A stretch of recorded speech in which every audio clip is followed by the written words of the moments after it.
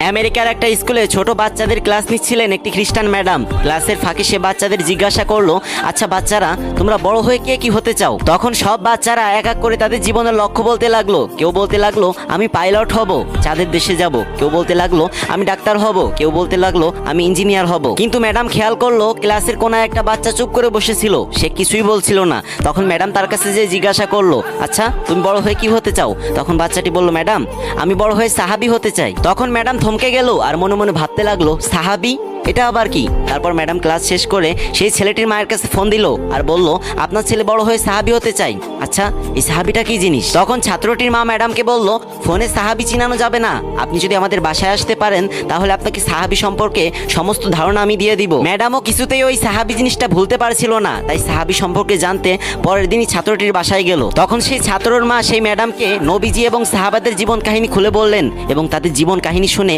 সেই খ্রিস্টান ম্যাডামটি ইসলাম ধর্ম গ্রহণ করলেন। কি কেউ সুবহানাল্লাহ বলবেন না?